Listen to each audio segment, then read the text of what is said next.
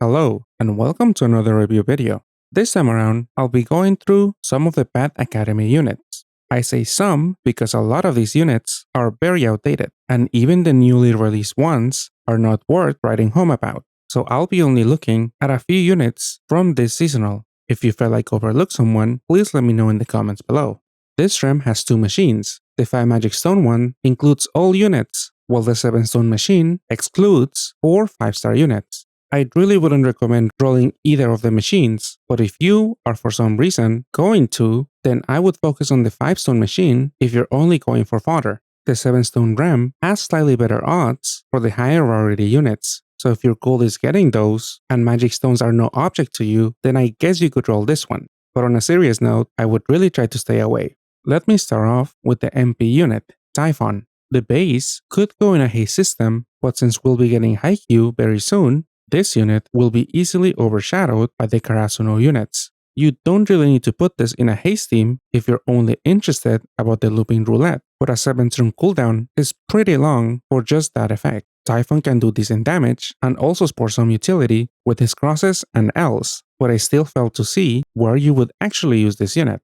Their main appeal is their equip, which gives you a decent number of effective skill boosts, OEs, a Part Break Awakening, and a Dark Sub-attribute. This type of equip could be very useful for part swarming with the Karasuno team, so if you have any intentions of getting those upcoming units, I would grab at this one Typhon. But since Gung-Ho basically implied that Haikyuu would arrive sometime in May, I assume that this seasonal and that collab will overlap at some point. So maybe try your luck getting that Karasuno team and then decide whether to spend the 1 million MP on Typhon. Monster points are not that easy to accumulate, so really mull it over, because every single MP unit that Gung-Ho has released so far has either a solid base or equipped form. But even if you like the MP unit, I really wouldn't spend $30 for the MP unit bundle. Now, onto some of the REM units.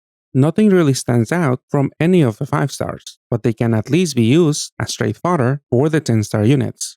The 6-star units might have a little bit more use. Planar now is on par with Gino from Code Geass. She does have the advantage of being dark and light attribute, so she doesn't have any inherent attribute disadvantage, but I wouldn't really recommend chasing her in any of the REMs. If you have copies from previous runs, then you can now tackle some of the last few dungeons, because her leader skill now gives you a 4x recovery boost. One of Planar's equips needs a story Evo mat, which you can only get while Pet Academy is ongoing. So make sure to head into story mode to get that Evo mat, or at the very least, the stones that you get from doing those dungeons. We now have access to an Olet, which can replace that Evo mat, but I really wouldn't use it on Planar's equip.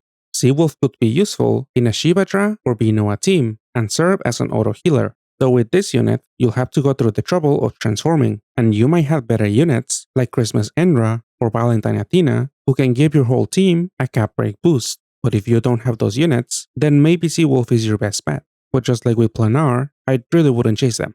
Out of the 7 stars, the most useful unit here is Camilla, who now sports up to 6 Dungeon Boost Awakenings, which is the most in the game at the moment. Sanjuno also has 6, but Academy Camilla has a very useful button active. Camilla also has a solid leader skill for XP farming. For effective HP, it's very low for modern dungeons, but she can still tackle dungeons like All Shoot at 3 with Valentine Noah. The more Camillas you have, the better, especially because one of the best ways to farm MP is with this team in Reiwa Descended. Obviously, the biggest problem will be to actually roll multiple dupes of Camilla. She is probably going to be the most common reason why people are rolling this at all. If you're one of the few brave or insane people that will actually roll Academy, then I wish you the best of luck. Mei Fang is the new Orb Skin unit, and while she's a decent tricolor leader, I don't really think she's worth the chase or the $20. Since her post-transformation active skill needs 2 of her to loop, you will either have to hunt down one copy in the REM after buying one, or another person willing to put her up as a helper. She somewhat synergizes with some of the high rarity Gung-Ho collab units, but this whole team requires a lot of investment and is not even that strong. Her equip is also very lackluster, so this bundle is an easy skip. Sanada is a new unit, but the Fire BDP archetype hasn't gotten a lot of support lately. This damage dealer adds a decent amount of bulk with his Sim HPs, Art L, and looping 1.2 HP buff, But again, there's no current meta leader now or in the near future that would want this unit. His equip is really nice for parts farming if you don't mind the fire sub-attribute. I don't think it's worth the chase, but this is a nice surprise to get from a free roll. Most of the 8 stars are also unremarkable. Orochi could be used in some niche zombie team. The chances of him being useful anytime soon are really low, so I would not exchange for him.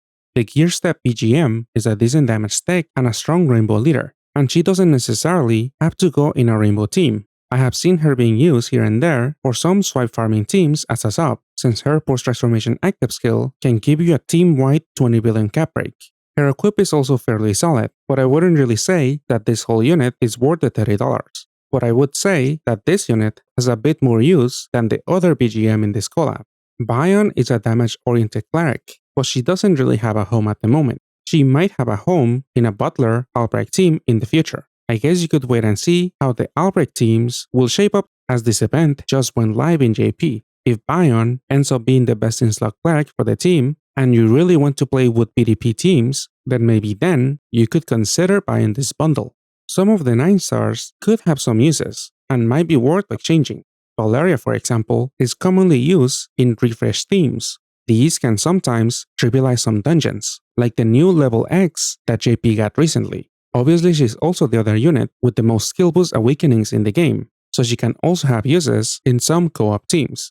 Base Remu now gives an unconditional 8 billion cap break for your whole team, which is a solid amount. Right now, the norm in some meta teams is 10 billion for the whole team, but even though she's lagging behind, I could definitely see some people using her. But I also wouldn't say that this is a high priority trade.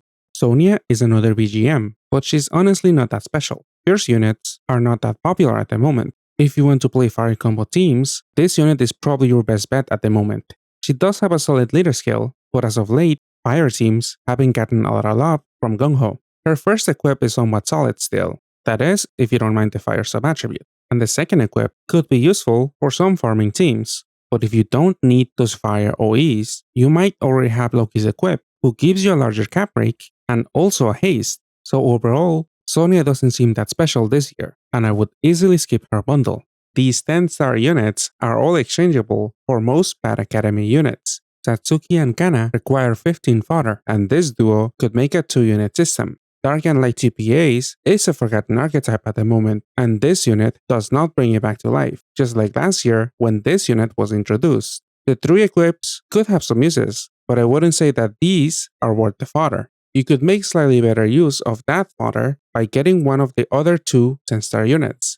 Menoa, who grants the Bad Academy badge, is essential for Jupiter teams. Her post-transformation active skill clears 3 turns of binds on a 1-turn cooldown, which helps recover from Jupiter's self-bind. If you want to play that leader in the near future, who's a pseudo-GFE like the SN bosses, you should definitely get at least 1 Menoa. Though this Wood Rose team is about as strong as a Freyr team, so if you already have her, then you might not be too enticed to get Menoa and Jupiter in the near future. This unit has a good damage multiplier and can help recover assist. She can also have up to 2 power break awakenings, but row teams are not ideal for parts farming and game dungeons, since the main bodies have a lot less HP than the parts. And obviously with rows, you can only do mass attacks and will kill the body before you get the parts. Menoa's first equip is amazing for wood damage dealers. Its active skill might not seem that appealing, but it can be easily overcharged to tank big hits.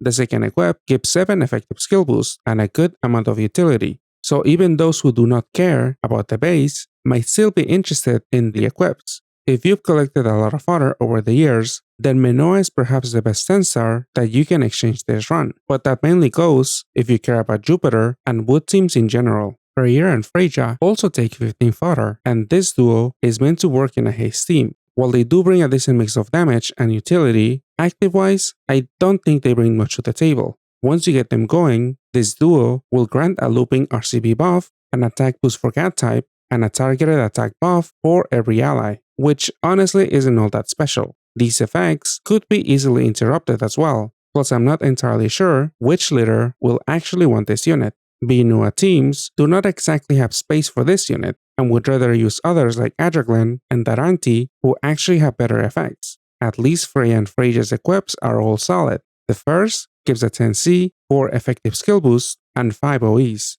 This is pretty great for most damage dealers, and the inclusion of a wood OE is nice, as this is a bit hard to cover sometimes. The second equip adds a good amount of bulk and can be used in a parts farming team. The active skill is basically a big nuke and might allow you to one-hit KO some bosses and their parts, like Ravage Descended. Since this equip's active skill is on a long cooldown and doesn't have a damage awakening, you'll be pretty limited to a handful of dungeons where this will actually be useful. The last equip will probably see the least use, but at the moment, this is the only heal OE plus and dungeon boost equip out there. If you skip on Menoa and have a lot of fodder, this unit might be worth a look simply for their equips. But again, I don't think that there's much value in rolling Pad Academy for fodder or for Camilla, so I would recommend skipping this seasonal altogether. If you're gonna be chasing the Karasuno team from the Haikyuu collab, then Typhon might not be a bad purchase for their equip. The only other unit that I might consider getting is Valeria, who thankfully can use GFEs as fodder. So if you don't see yourself using her for meme refresh themes, then she is someone you can skip. We'll be getting better events in the near future that will give you a better bang for your buck. Haikyuu should start very soon, and if you want the coveted Karasuno team, you'll have to roll a lot. Conan might follow soon after Haikyuu, but since this will be a new collab for NA, we have no idea if we'll actually get it. This collab was a bit of a dud in JP, but if you're a fan of the IP, you might also want to save up. Star Twine Fairies will require a lot of stones if you want to chase Rosetta, as this batch unit only takes fairies and a handful of 7-star GFEs as fodder. Then, there's also the Select Super Catfest that just ended in JP, which has a very interesting lineup. Check my last YouTube short for a bit more detail. And finally, there's Path Cafe, which doesn't seem that impressive, but this is a 10-stone REM, so if you want any of those units, you'll want to have a lot of stones saved up. Alright, that does it for this video. Thank you guys for watching, and a special thanks go out to Aegis number 1, B, Breastfeeding Obama, Dark Silencers, Doom Raccoon, Dr. Wilco, Eddie Ryan, Ari Davin, and Hello Derpy for supporting the channel. I really appreciate it. I'll see you guys next time. Goodbye.